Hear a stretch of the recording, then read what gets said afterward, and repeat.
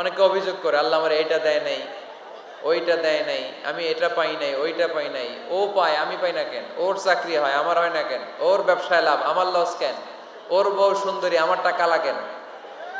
আছে না নাই? না, অভিযোগ করবেন না। আপনি যে অবস্থানে থেকে অখুশি, আপনি যেই অবস্থানে থেকে আল্লাহর কাছে অভিযোগ করতেছেন, আপনার এই অবস্থানে আসার জন্য অনেকে আল্লাহর কাছে দোয়া করতেছে, ঠিক কিনা? কিন্তু আপনি এই অবস্থানে খুশি না।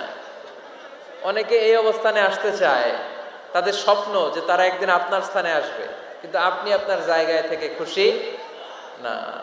এজন্য উনজুর ইলা মান হুয়া আসফালা মিনকা, তোমার চেয়ে যে খারাপ অবস্থায় আছে তার দিকে তাকাও, তাহলে তোমার মনের দুঃখ ঘুচিয়ে দিবে কে?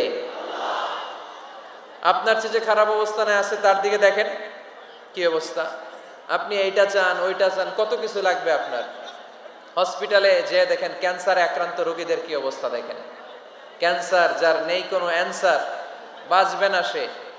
ওরে যে জিজ্ঞেস করেন, ভাই আমি তো বাড়ি চাই, গাড়ি চাই, আমার অনেক অভিযোগ, আমি এটা চাই ওটা চাই, তুমি কি চাও? ক্যান্সার আক্রান্ত রোগীটা বলবে, আমি কিচ্ছু চাই না, আমি খালি বাঁচতে চাই। ক্যান্সার আক্রান্ত রোগীটা কি চায়? শুধু কি চায়? বাঁচতে চায়। আর আমাদের অনেক কিছু লাগবে। এজন্য বেঁচে যে আছি এই জন্যই আলহামদুলিল্লাহ। শ্বাস প্রশ্বাস যে নিতে পারতেছি, বেঁচে আছি, অনেক দিয়েছে প্রভু, আর কিছু লাগবে না, আলহামদুলিল্লাহ পড়েন। চাওয়ার কোনো শেষ নাই, আছে? লাউ আন্না লিকুল্লি ইবনি আদম ওয়াদিয়ান মিন যাহাব আহাব্বা আইয়াকুনা লাহু ওয়াদিয়ান ওয়া লা ইয়ামলা ফাহু ইল্লা তুরাব। প্রত্যেক বনি আদমকে আল্লাহ তাআলা একটা করে স্বর্ণের পাহাড়ের মালিকও যদি বানিয়ে দেয়। কিসের পাহাড়? সবাই বলেন। দেখছেন শরীয়তপুরে? শরীয়তপুরে নাই স্বর্ণের পাহাড়? কোন দেশে আছে? সৌদি আরব। স্বর্ণের পাহাড় নাই, স্বর্ণের খনি আছে। স্বর্ণের পাহাড় এই পৃথিবীতে হবে না, স্বর্ণের পাহাড় পাওয়া যাবে জান্নাতে, ঠিক কিনা? প্রত্যেককে যদি আল্লাহ একটা করে স্বর্ণের পাহাড়ের মালিকও বানিয়ে দেয়, তারা আরো একটা স্বর্ণের পাহাড়ের মালিক হতে চাইবে। আচ্ছা বুঝে শুনে উত্তর দেন তো, আল্লাহ যদি আমাকে একটা স্বর্ণের পাহাড়ের মালিক বানিয়ে দেয়, আমার 14 পুরুষ এই পাহাড়, স্বর্ণের পাহাড় কেটে কেটে ভেঙে ভেঙে বিক্রি করে খেয়েও এই পাহাড়ের অর্ধেকও কি শেষ করতে পারবো? তাহলে আরেকটা লাগবে কেন? স্বভাব, ঠিক কিনা? স্বভাব কি? মাইকে সমস্যা? শোনা যায় নাকি যায় না? ইয়েস নাকি নো? শোনা যায়? মাশাআল্লাহ। তো হাত দেখালেন কেন? এটা শোনা যায় না? তোমাদের ইয়েস নাকি নো? এই যে কই ইয়েস।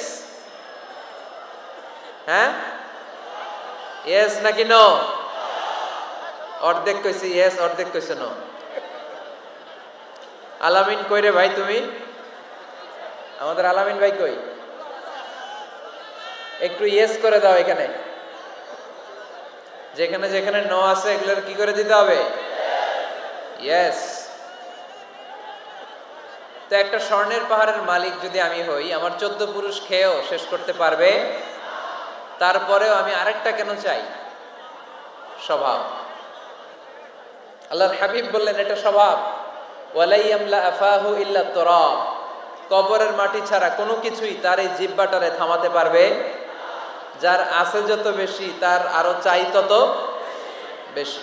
কবি বালাগাল উলা বিকামালিহি কাশাফাদ দুজা বিজামালিহি এই কবিতা লিখে বিখ্যাত হয়েছিলেন।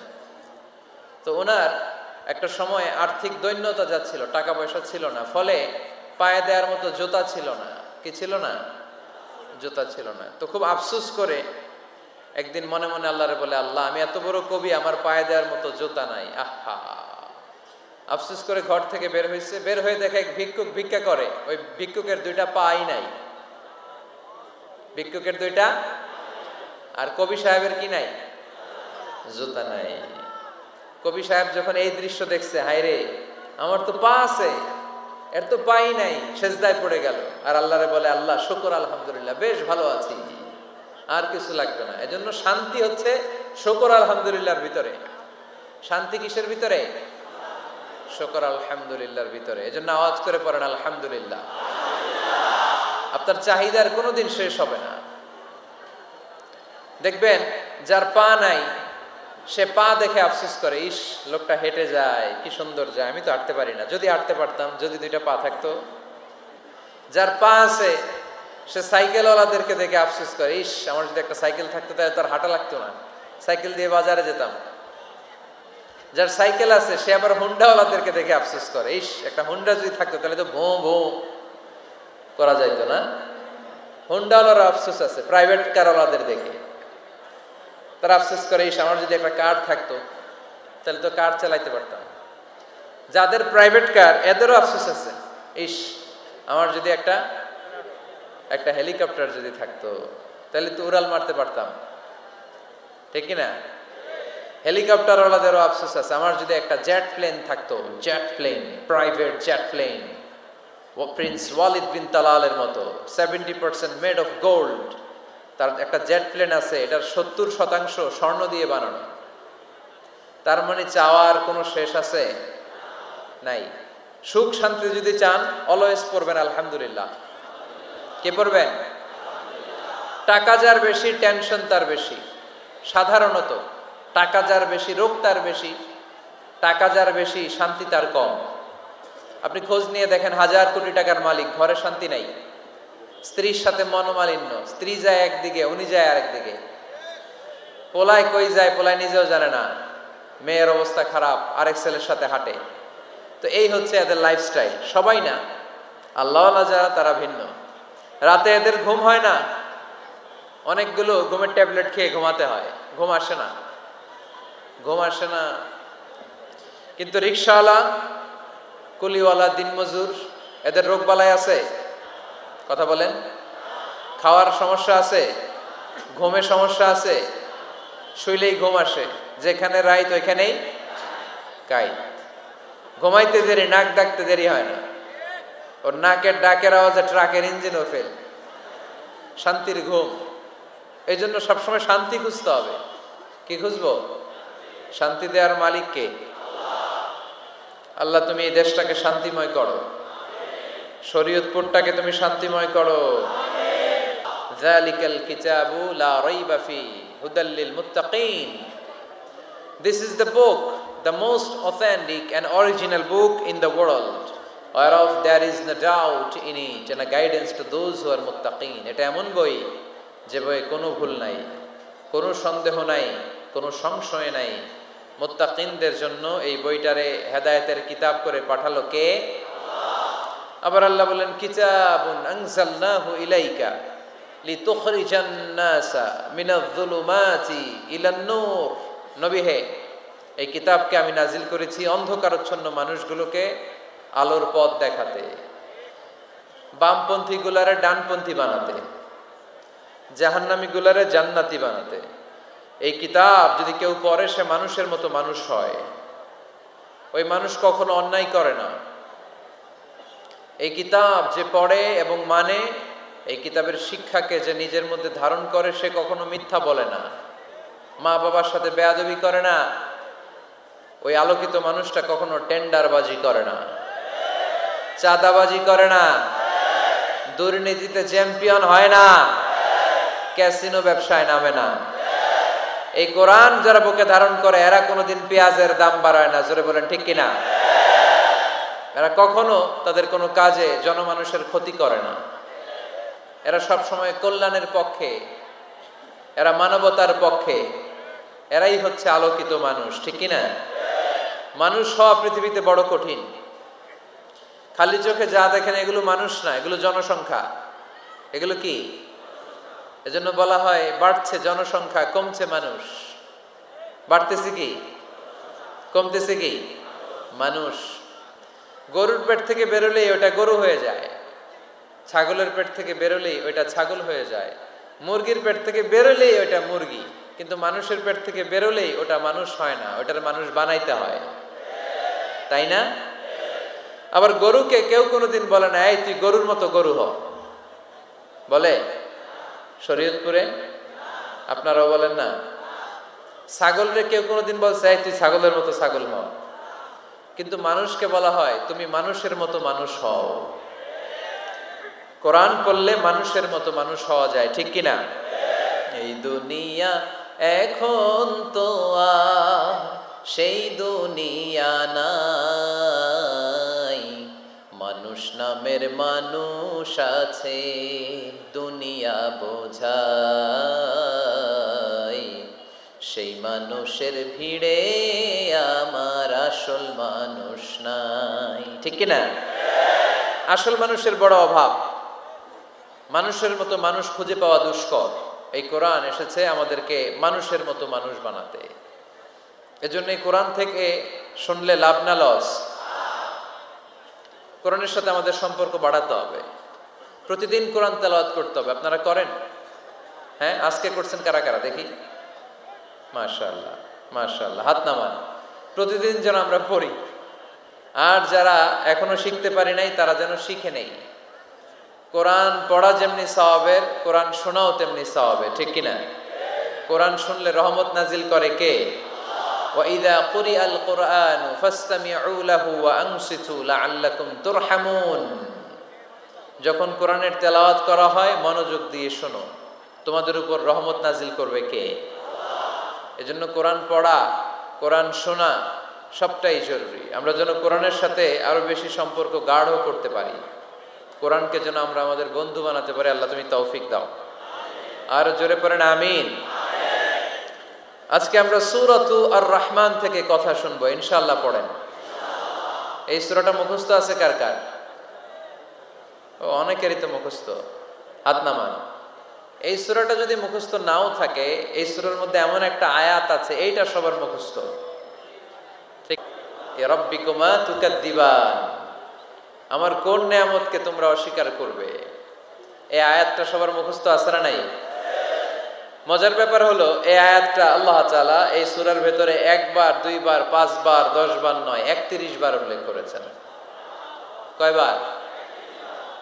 10 বার বললেও তো হইতো, 20 বার বললেও তো হতো, 31 বার বললেন কেন?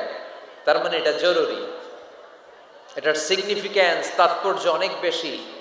যে জিনিস যত গুরুত্বপূর্ণ এটা বারবার বলতে হয়, ঠিক কিনা? এজন্য আল্লাহ তাআলা বারবার বলেছেন, বারবার আমাদেরকে সচেতন করেছেন।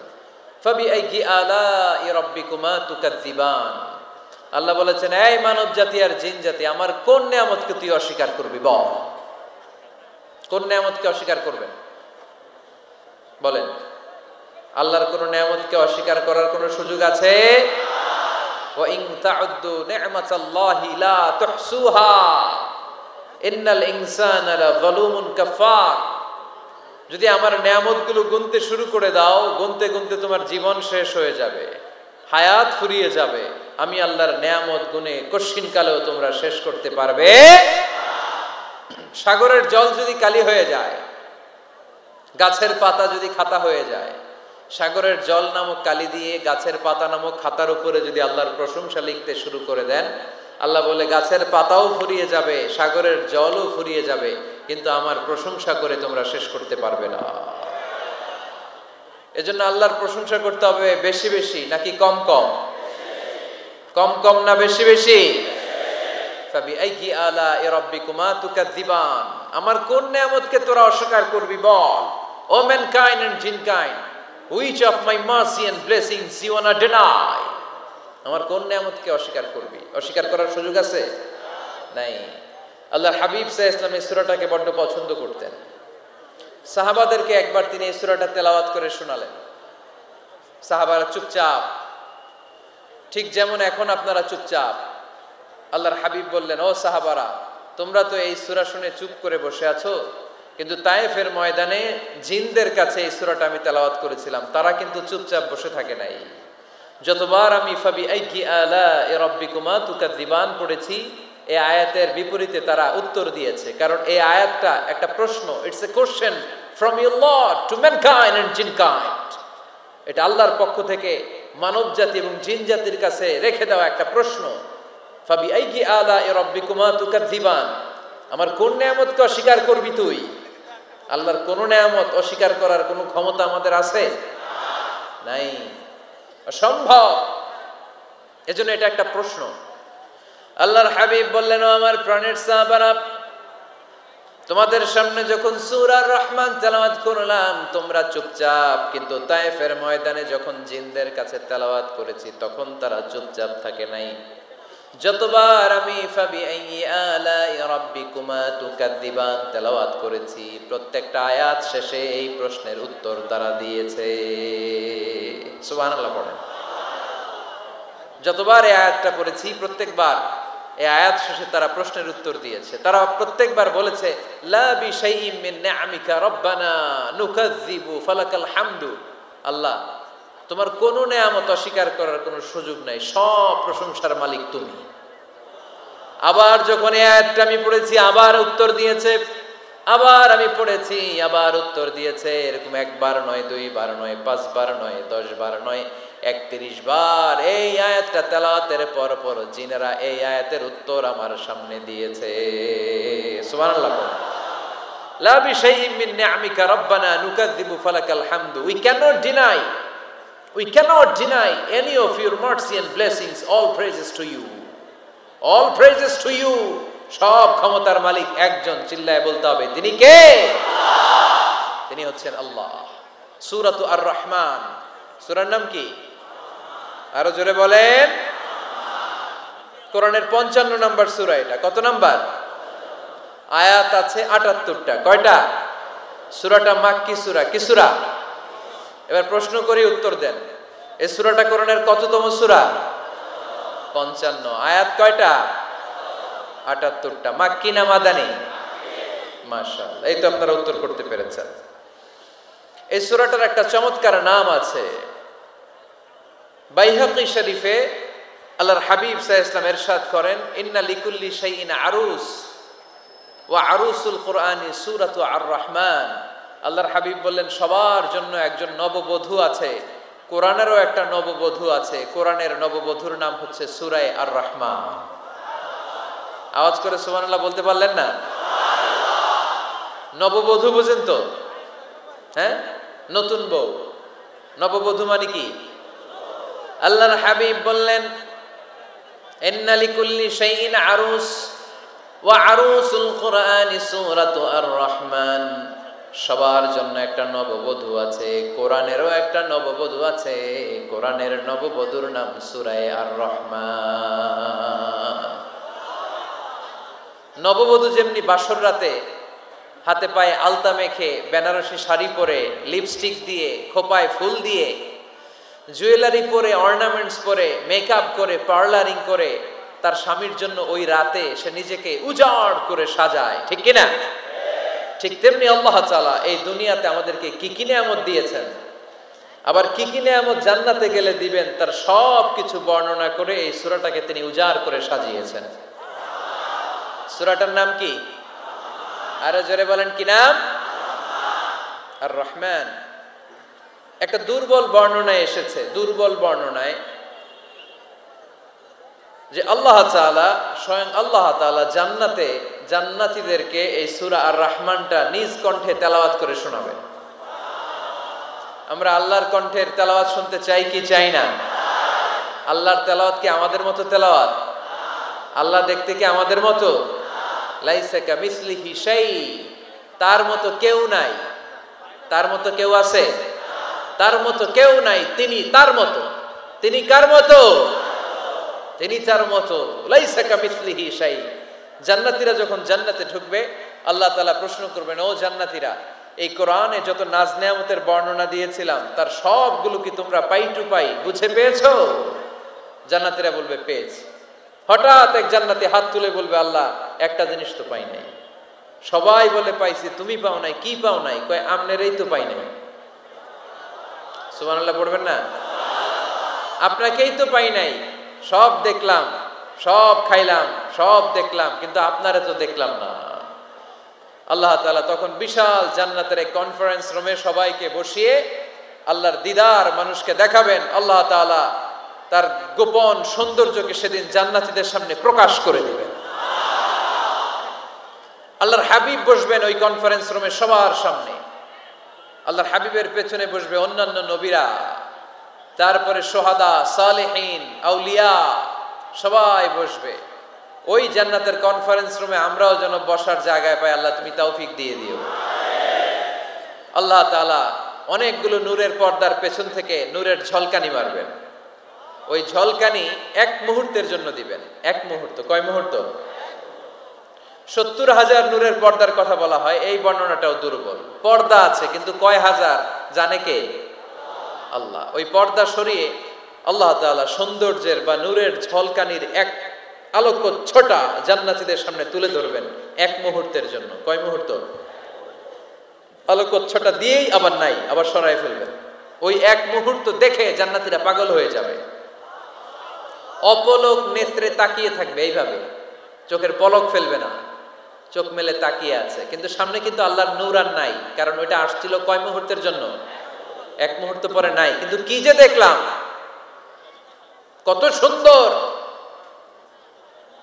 কোটি কোটি বছর এরকম অপলক নেত্রে জান্নাতীরা তাকিয়ে থাকবে। ইন্নাল্লাহা জামিলুন ইউহিব্বুল জামাল। আল্লাহ নিজে সুন্দর, সৌন্দর্যকে পছন্দ করেন। আল্লাহর চাইতে সুন্দর কিছু হতে পারে? চিল্লায় বলেন, পারে?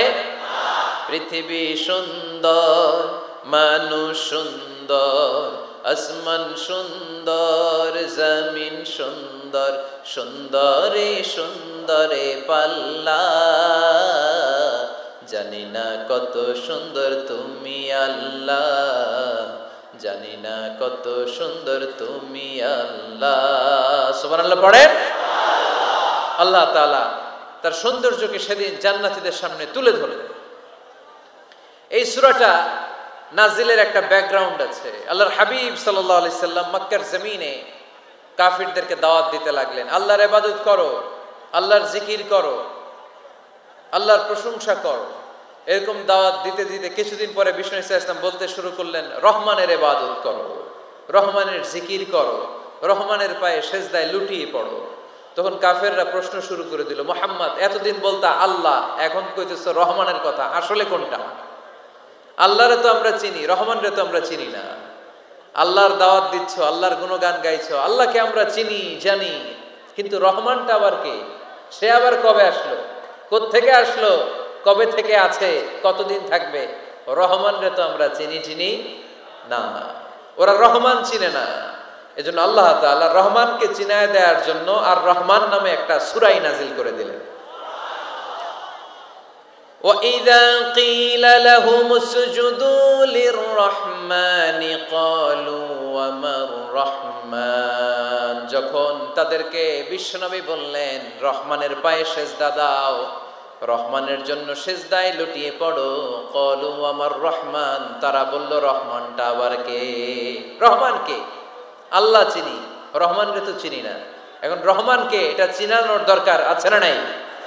রহমানকে এটা চিনানোর জন্য আল্লাহ তাআলা আর রহমান নামে কোরআনে একটা সূরা নাজিল করলেন। চিল্লায়ে পড়েন আল্লাহু আকবার। কাফেরদেরকে জানানোর জন্য রব্বুল আলামিন সূরাত আর রহমান নাজিল করলেন আর বললেন, আর রহমান আল্লামাল কুরআন খালাকাল ইনসান আল্লামাহুল বায়ান। দয়াময় রহমান শেখালেন কোরআন, বানালেন ইনসান শেখালেন বায়ান। দয়াময় রহমান শেখালেন কোরআন, বানালেন ইনসান শেখালেন বায়ান। দয়াময় রহমান শেখালেন কোরআন, বানালেন ইনসান শেখালেন বায়ান। দয়াময় রহমান শেখালেন কোরআন, বানালেন ইনসান শেখালেন বায়ান। আল্লাহু আকবার। আল্লাহ বলেন রহমানকে চিনো না? আর রহমান আল্লামাল কোরআন খলাকাল ইনসান আল্লামাহুল বায়ান। আমি হলাম রহমান, আমি দয়াময়, আমি মেহেরবান। আমার দয়ার কোনো শেষ নাই, আমার মায়ার কোনো শেষ নাই। আমার দয়া ভালোবাসা ছাড়া এই পৃথিবীতে কোনো কিছু হওয়া সম্ভব। ওয়াসিআত রাহমাতি কুল্লা শাই। সব জায়গায় আমার আল্লাহর রহমত আছে না নাই? আল্লাহর রহমত ছাড়া এক ফোঁটা বৃষ্টি আকাশ থেকে জমিনে ঝরে? আল্লাহর রহমত ছাড়া একটা গাছের পাতা মাটিতে পড়ে? আল্লাহর রহমত ছাড়া একটা শ্বাস আমরা ভেতরে ঢুকাতে পারি? আল্লাহর রহমত ছাড়া পৃথিবীতে কিচ্ছু সম্ভব না। চিল্লায় বলেন ঠিক কিনা? আমার আল্লাহর দয়া ভালোবাসা যে কত বেশি আমরা জানি না, আমরা জানি না। আরশের বুকে আল্লাহ বিশাল সাইনবোর্ডে লিখে রেখেছেন সাবাকাত রাহমাতি গাদাবি, সাবাকাত রাহমাতি গাদাবি। এর মানে হচ্ছে আমার রাগের উপরে আমার দয়া বিজয় লাভ করেছে। সাবাকাত রাহমাতি গাদাবি, আমার রাগও আছে, আল্লাহর রাগ আছে না? আমার দয়াও আছে, আল্লাহর দয়া আছে না? আল্লাহ বললেন আমার রাগও আছে আবার আমার দয়াও আছে, তবে জেনে রেখো আমার রাগের চেয়ে দয়া বেশি। আল্লাহর কোনটা বেশি? দয়া বেশি। আমাদের পাপ অন্যায় যত বড় হোক মনে রাখবেন আল্লাহর দয়া তার চাইতেও বড়। নাকি ছোট? আপনি যত বড় পাপ করেন না কেন আমাদের জন্য আল্লাহর পক্ষ থেকে দয়া আছে না নাই? বনি ইসরাইলের এক লোক সিরিয়াল কিলার ছিল, খালি মার্ডার করতো, সিরিয়াল মার্ডার। একটা, দুইটা, তিনটা, 10টা, 5টা করতে করতে করতে করতে 99টা মার্ডার করেছে। কয়টা? এলাকায় আছে নাকি এরকম কেউ? 99টা মার্ডার। কল্পনা করা যায়? 99 জন মানুষকে সে নিজ হাতে হত্যা করেছে। 99 মার্ডার করার পরে তার মনে ভয় আসলো, হায় রে, না জানি আল্লাহ আমার সাথে কেমন আচরণ করে আখিরাতে। আমার তওবা আছে কিনা কপালে জানি না, আমার তো ক্ষমা নাই, কি করব আমি? তো সে লোকজনদেরকে জিজ্ঞেস করলো আমার ক্ষমা আছে কিনা, এটা কে বলতে পারবে? আমাকে আল্লাহ মাফ করবে কিনা? তারা সবাই বললো এই এলাকায় এক আল্লাহর ওলি আছে, তার কাছে যাও। সে আল্লাহর ওলির কাছে যেয়ে বলে, ও আল্লাহর ওলি, আমি 99টা হত্যা করেছি, 99টা মার্ডার, আমার কপালে ক্ষমা আছে কিনা তুমি একটু বলো। আল্লাহর ওলি কই, কি বললা? 99টা মার্ডার? হায় হায় সর্বনাশ, তোর কোনো ক্ষমা নাই। এবার যে মার্ডার করছে ও কয় আমার যেহেতু ক্ষমা নাই, তোরে বাঁচায় রেখে লাভ কি, তোরেও দিলাম শেষ করে। এবার সেঞ্চুরি করে ফেলাইছে। কথা বুঝতেছেন? আমার যেহেতু ক্ষমা নাই তো তোরে বাঁচায় রেখে কি লাভ, তোরেও শেষ করে দিলাম। এবার সেঞ্চুরি। সেঞ্চুরি করার পরেও ভয় আসে না নাই অন্তরে? অন্তরে তো আল্লাহর ভয়। কই যাবে? খুঁজতে লাগলো কে সমাধান দিতে পারবে। একজন বলল ওই এলাকায় একজন বড় আলেম আছে, ওই আলেমের কাছে যাও। সে আলেমের কাছে যেয়ে বলে, আলেম, আমি 99টা হত্যা করেছি, এখন আমার বড্ড ভয় হয়, আল্লাহ আমারে মাফ করবে কিনা, তুমি একটু আমারে বলো। আলেম বলে, তোমার গুনাহ যত বড়ই হোক আমার আল্লাহর দয়া তার চাইতেও বড়। তুমি কি পাপ করেছো, কি অন্যায় করেছো তুমি? তুমি জানো না আমার রব কত মেহেরবান, তিনি কত দয়ালু, তিনি ভালোবাসার আধার, তিনি করুণার আধার। তোমার পাপ অন্যায় যদি হয় খালের পানির সমান, বিলের পানির সমান, আমার আল্লাহর দয়া সাগরের পানির সমান। তোমার পাপ আর অন্যায় যদি হয় পাহাড়ের সমান, আমার আল্লাহর ভালোবাসার দয়া হচ্ছে আকাশের সমান। তুমি যদি তওবার মতো তওবা করতে পারো, ক্ষমার মতো ক্ষমা চাইতে পারো, চোখের পানি ছেড়ে, চোখের পানির বড় দাম, চোখের পানির মধ্যে বিশাল কারিশমা, এটা আল্লাহ খুব পছন্দ করে। 2 ফোঁটা পানি আল্লাহ পছন্দ করে। এক, জেহাদের ময়দানে শহীদের গা বেয়ে ঝরে পড়া রক্তের ফোঁটা। 2 হচ্ছে অনুতপ্ত বান্দার চোখের পানির ফোঁটা। বান্দা যখন অনুতপ্ত হয়ে চোখের পানি ছেড়ে কাঁদে, তার চোখের পানি চোখ বেয়ে নাকের ডগা বেয়ে মাটিতে পড়ার আগেই ওই অনুতপ্ত বান্দার সব গুনাহ আল্লাহ মাফ করে দেয়।